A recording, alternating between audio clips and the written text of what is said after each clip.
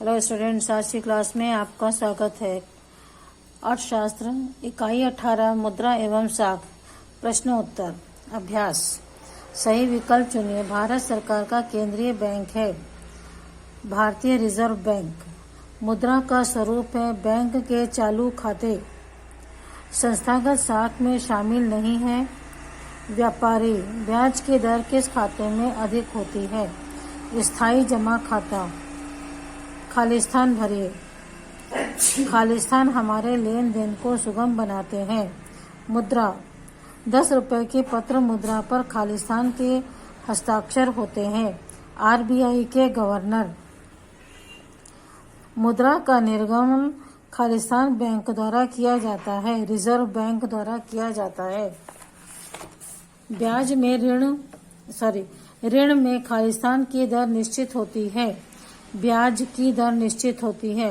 Bank के खालिस्तान खाते में ब्याज की दर कम होती है।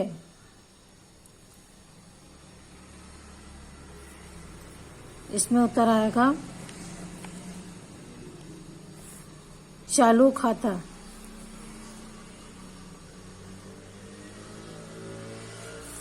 बैंक के चालू खाते में ब्याज की दर कम होती है। प्रश्न उत्तर। साख से क्या आशय है? अपने शब्दों में लिखिए। हमें अपनी अस्थायी और स्थायी जरूरतों को पूरा करने हेतु रुपयों की आवश्यकता होती है।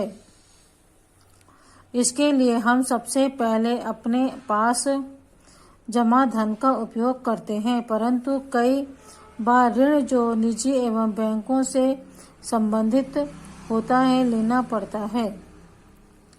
इसके लिए वे हमारी क्षमता का आकलन कर ऋण प्रदान करते हैं, जिसे हम नियत समय में ब्याज सहित वापस करते हैं।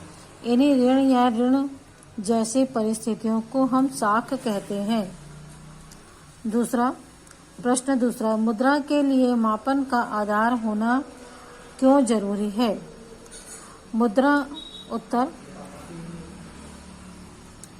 मुद्रा हमारे लेन देन को सरल बनाती है। किसी देश के अंदर वहां उपयोग होने वाले पैसों के आधार पर मूल्यों का मापन किया जाता है। किसी भी वस्तु या सेवा की कीमत पता करने के लिए मुद्रा ही अंकित करते हैं। मुद्रा का उपयोग कर कोई भी व्यक्ति तरह तरह की वस्तुएं भिन्न भिन्न कीमतों पर खरीद सकता है। अर्थात व्यक्ति अपनी आवश्यकताओं की वस्तुएं भी जिन पर अलग अलग कीमतें अंकित हों, उसकी माप रुपयों या मुद्रा में कर सकता है, कर उनका भुगतान कर सकता है।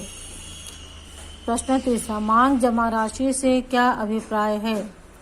बैंक में बहुत से खातेदार होते हैं जो अपना पैसा बैंक में जमा रखते हैं। बैंक की यह जिम्मेदारी होती है कि मांगने पर खातेदारों को नगद पैसा अदा करें। कभी ऐसा नहीं होता कि सारे खातेदार एक ही दिन में अपने सारे पैसे निकालने बैंक आ जाते हैं। हर दिन कुछ लोग जमा भी करते हैं और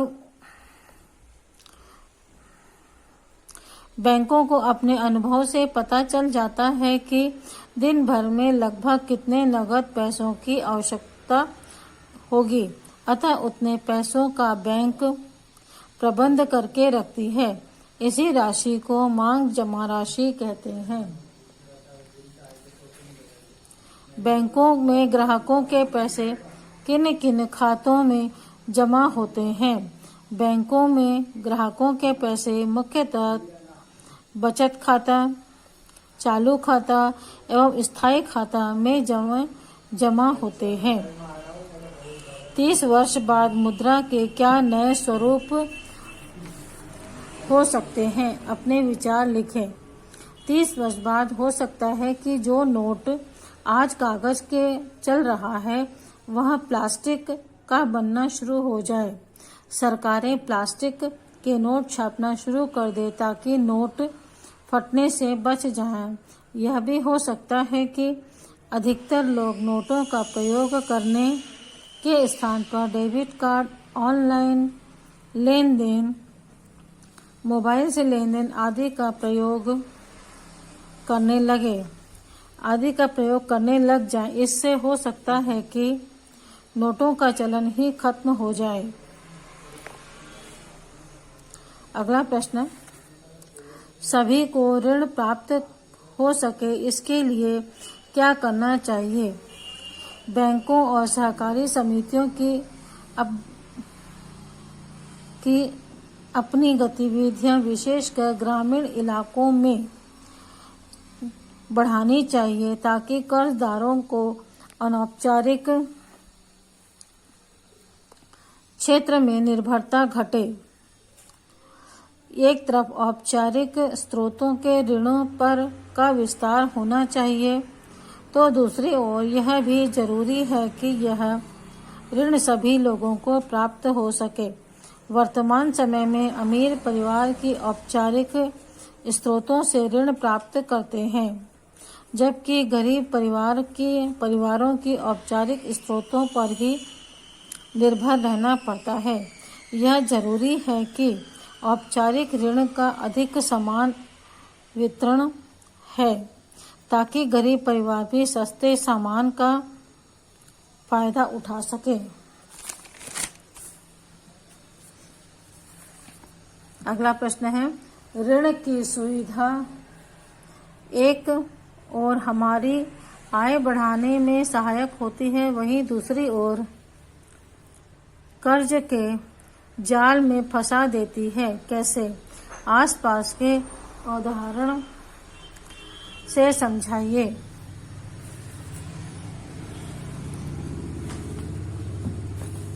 उत्तर,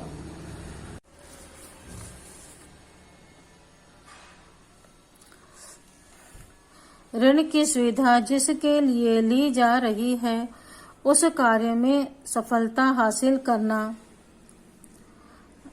जरूरी है। अपनी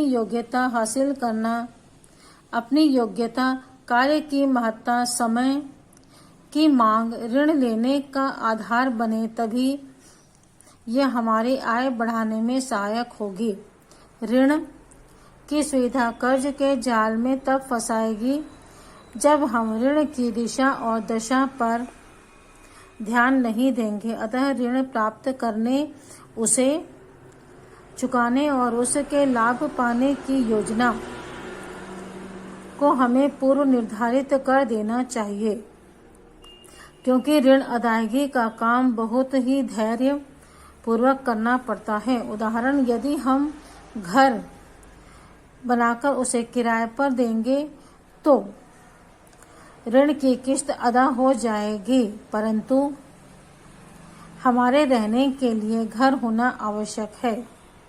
इसी प्रकार यदि हमें खेती करना है तो खेती का ज्ञान, मजदूर, कृषि यंत्र, इन सब का सही समय पर योगदान मिलना भी जरूरी है। तभी ऋण के माध्यम से इन कार्यों को पूर्ण करने में हमारी आय में वृद्धि होगी और हम कर्ज के जाल में से बच जाएंगे।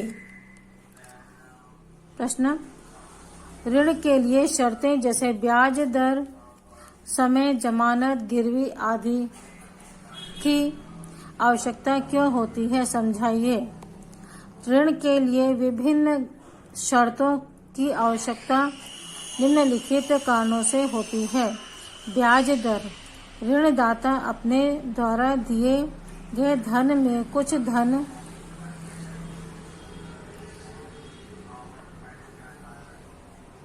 माह या वर्ष के हिसाब से जोड़ता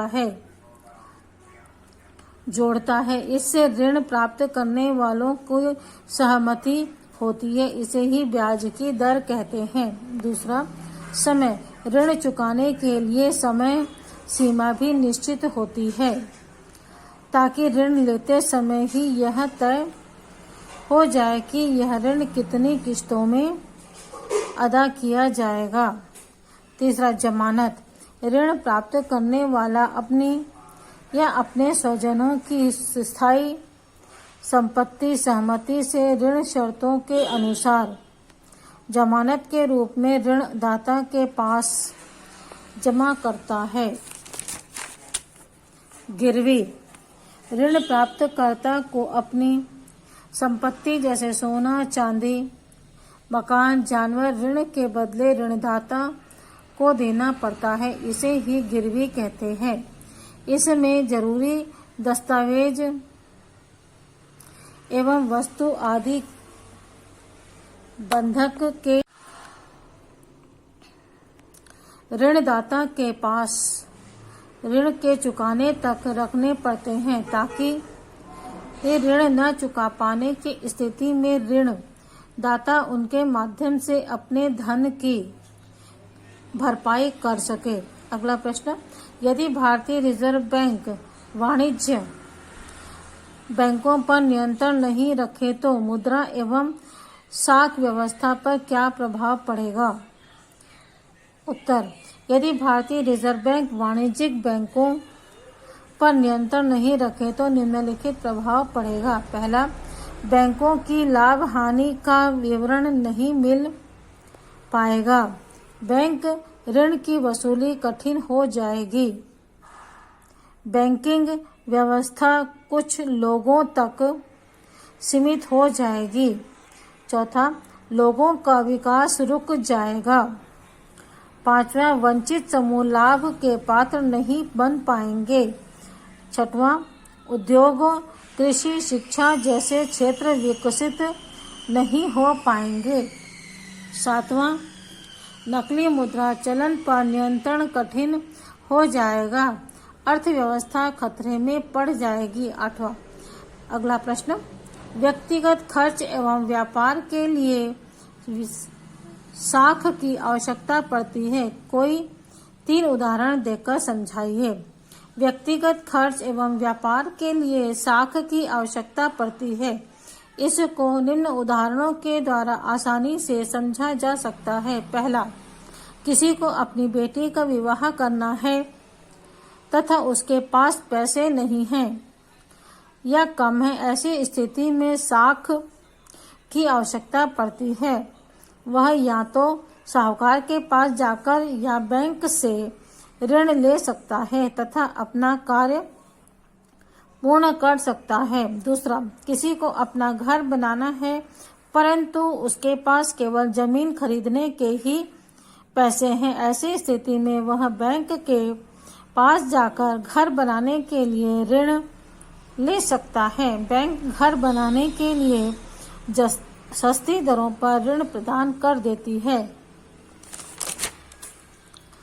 तीसरा, किसी को नया व्यापार शुरू करने के लिए पैसा चाहिए परंतु उसके पास पर्याप्त पैसा नहीं है। ऐसी स्थिति में बैंक से ऋण लिया जा सकता है तथा व्यापार को चलाया जा सकता है।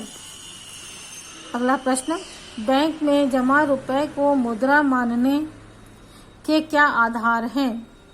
वर्तमान समय में बैंक खाते में जमा रुपए मुद्रा का बड़ा और महत्वपूर्ण स्वरूप है। वर्तमान युग में हम किस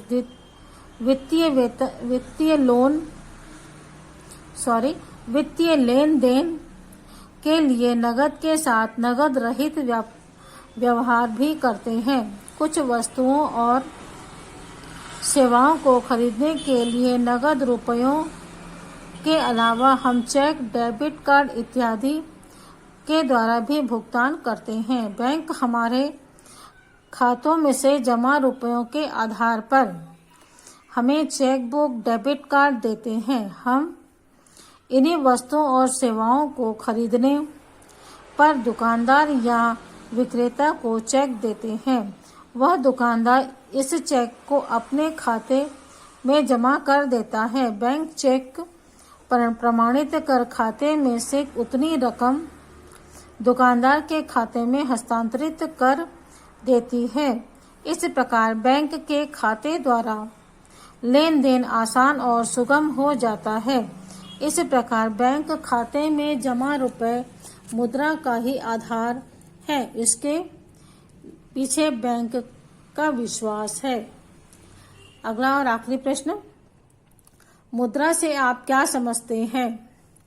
हमारे दैनिक जीवन में हमें रुपयों और पैसों की आवश्यकता होती है। इनसे हम लेन देन करते हैं। जहां हम इन रुपयों से आवश्यकता की अधिकांश वस्तुएं और सेवाएं खरीदते हैं, वहीं हम लोगों को उनकी दी गई वस्तुओं और सेवाओं के बदले में भुगतान भी करते हैं। यही रुपए पैसे मुद्रा है और इस प्रकार मुद्रा हमारे सभी वित्तीय लेन देन को सुगम बनाने वाला माध्यम है। बच्चों, इस प्रकार इस पाठ के प्रश्नोत्तर समाप्त हुए। अगले वीडियो में हम इसके आगे का पार्ट देखेंगे। Okay, bye.